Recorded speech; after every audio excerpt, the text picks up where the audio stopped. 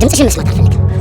ዘቤ አሁንም ወንድ ነኝ ሱሪ ታጥቂያለሁ ነው የምትለው? ሊዲያ ለምን አትሄጂ? እሺ በላ ማስተባበያ ስጠኝ። ሁለቱንም ጭንቅላታቸውን በትኝ ጎማ ነበር የምነጋባቸው። አሁን ግን ተንበርክከህ ከምትነፈርቀው አንተ ነህ። እርግጥ ነው ሁለት ያላሰብኳቸው ምቶች አቅሌን አስተውኛል። ነገር ግን በአንጸባራቂው ቀለም መሃል በደማቅ የተጻፈ ተስፋ ይታየኛል። የምን ተስፋ? ያረግ ሙት ዶክተር ሀረጋት ሙት ማለት ከጊዜ ቀድመን መብረር አለብን። ዋሴ ደሙ እየፈሰሳት ከሆነ በጨርቅ ጭንቅላቷን እንሰርላት። ኧረ ዶክተር በጣም እየደከመችብኝ ነው። ዋሴ ጥንካሬ ያስፈልገኛል።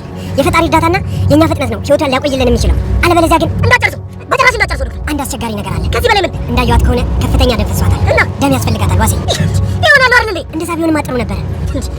ቆይ ለምን አይሆንም? የማይሆን ነገር አታወራ ዘበነ። ቀስ ብለሽ ማውራታችን ታውቃለህ? ህልሜን ያጨናገፍክ። ለምን ከዚህ አትሄጂም? አልሄድም። እስከ መቼ አንገትህን ደፍተህ እንደምትቆይ አለሁ።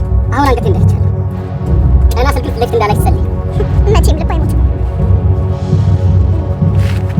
ዘቤ ተረጋጋ። እኔ ዘቤ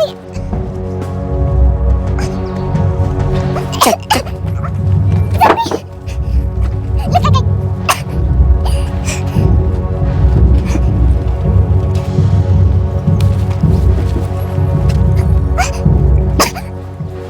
ሀረግ ከሚከታተሏት ሰዎች ለማምለጥ ስትል ወድቃ ከባድ ደም መፍሰስ አጋጠማት። በራሷ ላይ ጉዳት ደረሰ። ዘቤም ደግሞ ተከታትሎ ቀድሜ አገኛለሁ ሲል ዶክተሩና ወንድሟ ኪሩቤል ቀድመው ስለነበረ እንግዲህ ምርጫ ብሎ መፍትሄ ብሎ የፈጠረው ነገር ቢኖር ምንድነው? ስልክ ይዞ ይቺም ሚስኪን ልጅ ትገሏታላችሁ፣ ህግ ባለበት ሀገር እኔ ህግ የለኝም ዳኛም የሚዳኘኝ የለም ሲል የነበረው ሰውዬ እነሱን ወንጀለኛ ለማድረግ ቢያንስ በዚህ እንኳን ላሳቃቸው ብሎ እንዴት ነው ህግ ባለበት ሀገር ይቺ ምስኪን ገደላችኋት ሲል ኪሩቤል በቦክስ ገብቶለታል። ያማላንስ ብሎ ደግሞ እንደምንም ተፍጨርጭሮ ተነስቶ ኪሩቤል ሀረግን መኪና ውስጥ ለማስተኛት ሲታገል እሱ ደግሞ ከኋላ በቦክስ ማታለው ሲል ዶክተር ደግሞ በቴስታ ገብቶለታል። ሊዲያ ምን ጊዜማ ማንቀን ያለ መስሏት እመጻደቃለሁ ስትል እሷም ደግሞ የዘቤን እጅ ቀምሳለች። ዘቤ ሰው ሳይሆን ወደ ሰይጣን እንደሚቀየርም በተግባር አሳይቷታል። ከመኪና ኮፈን ጋር ገጭ ግቡ እያረገ ከዚህ በኋላ አንቺ ሳትሆኚ እኔ ነኝ ማዝሽ ብሏል። ሰላም ሰላም፣ ውድና የተወደዳችሁ ቤተሰቦች እንደምናላችሁ በእያላችሁበት የዓለም ዳርቻ ሰላማችሁ በዘት ተረፍርፍ ይበልልን እያለን ዛሬም በአዲስ ወደ እናንተ መተናል። እናንተም በቅንነት ላይክ፣ ሼር፣ ሰብስክራይብ እያረጋችሁ ትከታተሉን ዘንድ በትህትና እንጠይቃለን።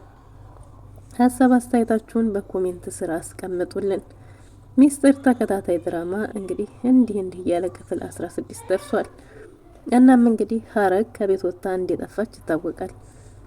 የዘቤ ሰዎች ሲከታተሏት ሊዲያም ተከታትላችሁ ገላችሁ ጭንቅላቷን አምጡልኝ እያለች ሊዲያ የክፋት ጥግ የጨካይ ጥግ ነው የሚባለው።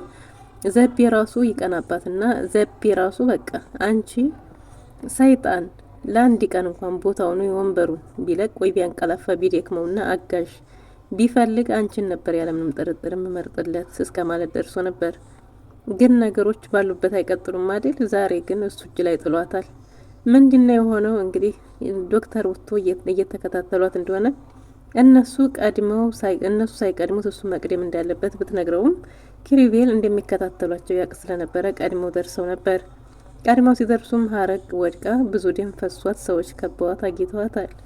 ከዛም እሷን ለማትረፍ ዶክተርና ኪሩቤል ሲሯሯጡ እሷን ለማንሳት ዘቤ ደግሞ ስልኩን ይዞ ይዘባበት ነበር።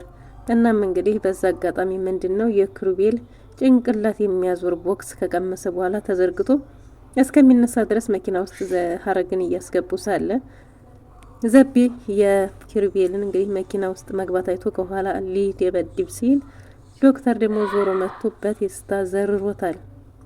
እናም እንግዲህ እነዚህ ያልጠበቃቸው እደፈራለሁ እነካለሁ ብሎ የማያውቀው ዘቤ በዚህ አጋጣሚ በሰዎች ፊት እንግዲህ እኔ በላይ ነኝ፣ ለኔ ዳኛም የለኝም፣ ህግም የለኝም፣ በህግና የሚዳኘኝ ሰው አልፈልግም፣ አሸናፊም የለኝም፣ እኔን ሲጀመር ለማሸነፍም ብሎ ሊገጥም የሚችል የለም እያለ ሲመጻደቅ የነበረው ዘቤ እንግዲህ እንደምንም እየተደረደረ ተነስቶ እንዴ እያለቀሰን ስቅስቅ ብሎ እያለቀሰ እየጮኸ እየተንገሪያገደ እንደምንም መጥቶ የሆነ ቦታ ላይ አረፍ ከማለቱ ደግሞ ወይዘሮ ሊዲያ እየተመጻደቀች መጣለች።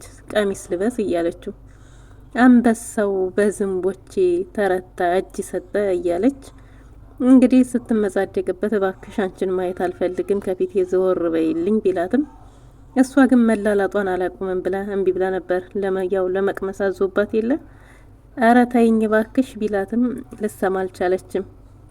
እናም እንግዲህ ምንድነው የተፈጠረው? በእርግጥም ያሁኑ ያልጠበቅኳቸው ሁለት ምቶች አዙረውኛል፣ ናላያን አዙረውታል። ግን መኝኝ እኔ ዘቤ ነኝ።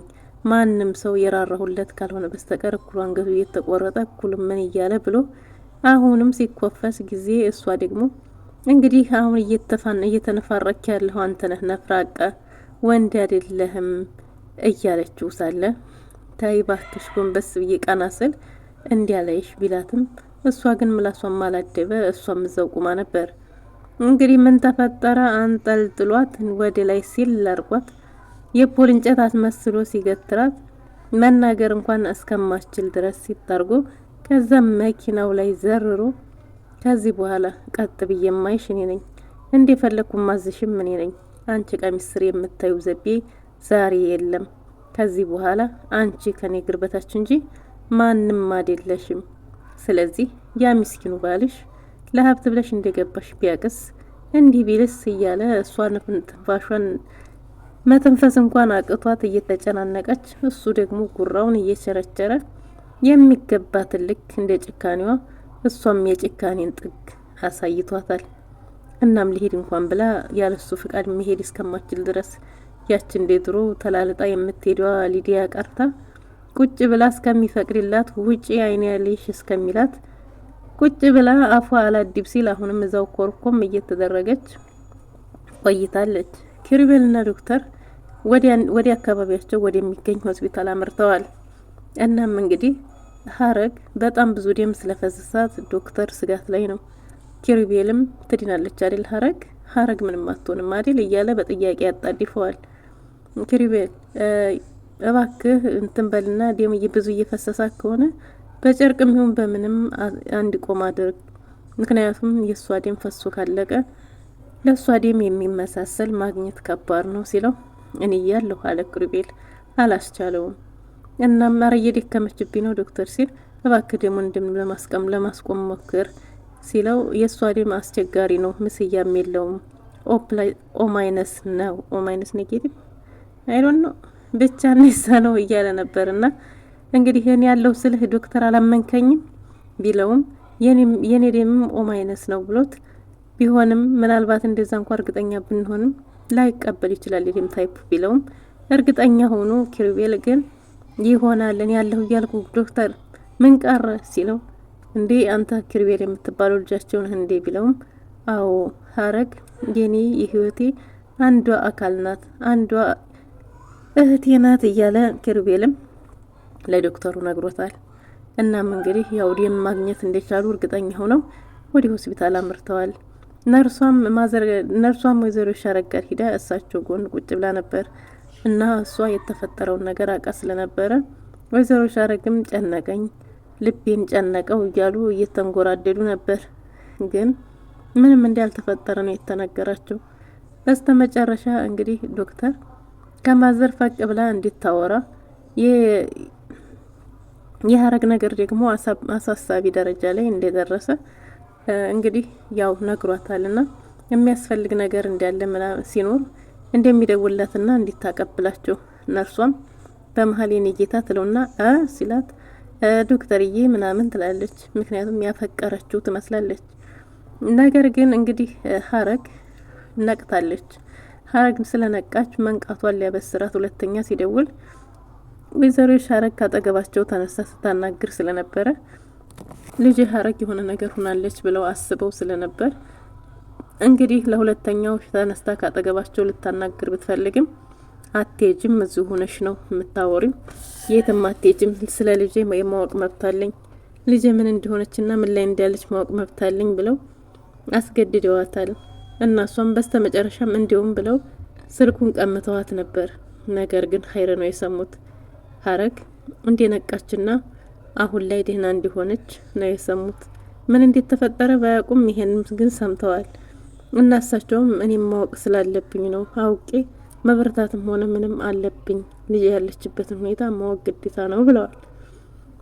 እና እንግዲህ ያው ስለ ምንም የሚፈጠር ምንም ባያውቁም አሁን ላይ ግን ደህና እንደሆነች ሰምተዋል። እንዲሁም የደም ልገሳውና ግሉኮሷን ከጨረሰች ወደ ቤት ይዘዋት እንደሚመለሱም ተናግረዋል። ኪሩቤል ደሙን ከሰጠ በኋላ መንገድ ለመንገድ ብቻውን እያወራ በእኔ የተነሳ በእኔ ነፈዝነት የተነሳ ቤተሰቤን ዋጋ አስከፍያለሁ፣ የኔ ውድ እህት፣ በተለይ አንቺን በእኔ የተነሳ ነው እናንተ ጥገኛ የሆናችሁት፣ በእኔ የተነሳ ነው ሰው እጅ ወደቃችሁት፣ በእኔ የተነሳ ነው የሰው ፊት ያያችሁት እያለ ብቻውን እያወራ መንገዱን ተያይዞታል ዘቤን ፍለጋ። ከዛም እንግዲህ ዶክተር ከኋላ ኪሩቤልን ተከትሎ እየሮጠ ሲደረሰበትና ከኋላ ነካ ሲያደርገው እንግዲህ ዘቤ መስሎት የተዘረጋው ቦክስ ዶክተሩ ላይ ሊያርፍ ነበር። ለትንሽ ተርፏል። እናም ወዴት እየሄደ እንደሆነና ወደ ምን እየሄደ እንደሆነ ምን ሊያረግ እንደሆነ ሲጠይቀው ዘቤን ፍለጋ ዘቤ የሚባል ሰው እየተከታተላት እንደሆነና ከሱ ለማምለጥ ብላ እንደሆነ እንደዚህ ለዚህ አደጋ የተደረሰባት ሲናግረው ይሄ ዘቤ የሚባል ሰው ማለት እየተከታተላት ከሆነ እንዴት አወክ እንዴት እርግጠኛ ሆንክ ሲለው ከ7 ከ8 በላይ ጊዜ በላይ እንዲያገኘውና እንዲያየው ነግሮታል። ግን የሱ ሚስትም ከሱ ጋር እንደምትሰራ አልነገረውም። ያንስ ያልነገረው ምን አስቦ ይሆን?